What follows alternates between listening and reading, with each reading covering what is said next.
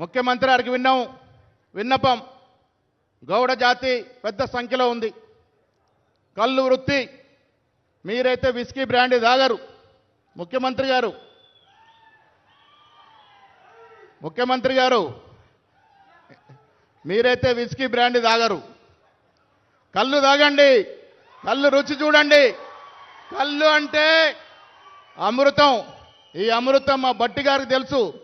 బట్టి గారికి అమృతం రుచి తెలుసు, నీర రుచి తెలుసు. కళ్ళు ఆరోగ్యానికి మంచిది. కళ్ళు వృత్తి కొద్ది ఇబ్బందుల్లో ఉంది.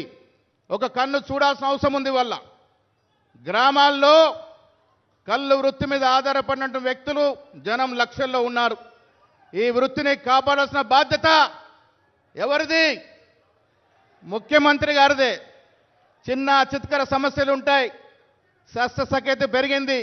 చదువు వైపు మా మిత్రుడు పొన్నం గారు చెప్పినట్టుగా చదువు వైపు మళ్ళాల్సినప్పటికీ కూడా కుల వృత్తులు నశించిపోకుండా ఉండాల్సిన బాధ్యత ఉంది. కాబట్టి కళ్ళు వృత్తిని రక్షించుకోవాలి, దాన్ని ప్రోత్సహించాలి.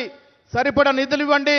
కళ్ళు వృత్తిని ప్రోత్సహించాల్సిందిగా నేను ముఖ్యమంత్రి గారిని కోరుతూ, అదేవిధంగా బట్టి విక్రమార్క కోరుతూ, కళ్ళు శాశ్వతం అనే మాట ఈ ప్రపంచం ఉన్నంత వరకు కళ్ళు శాశ్వతంగా ఉంటుంది. దాన్ని రక్షించుకోవాల్సిందిగా మనందరం కూడా ముఖ్యమంత్రి విజ్ఞప్తి చేస్తూ, మరొక్కసారి సర్వై పాప లాంటి మహానుభావుడి యొక్క అంత గొప్ప విగ్రహం హైదరాబాద్లో పెట్టినారంటే కాంగ్రెస్ ప్రభుత్వానికి, రాష్ట్ర ముఖ్యమంత్రికి ధన్యవాదములు. పోయిన ప్రభుత్వం ఏ బహుజనుని గుర్తు చేయలే, ఏ దళితుని విగ్రహం పెట్టలే. అంబేద్కర్ కూడా విగ్రహాన్ని పూలమాల లేలే, అతి కష్టం మీద విగ్రహం పెట్టినారు. అంబేద్కర్ పేరుని సెక్రటరియట్కు పెట్టుకున్నాం. ప్రగతి భవన్ పేరుని జ్యోతిబా ఫులే పేరుగా పెట్టుకున్నాం.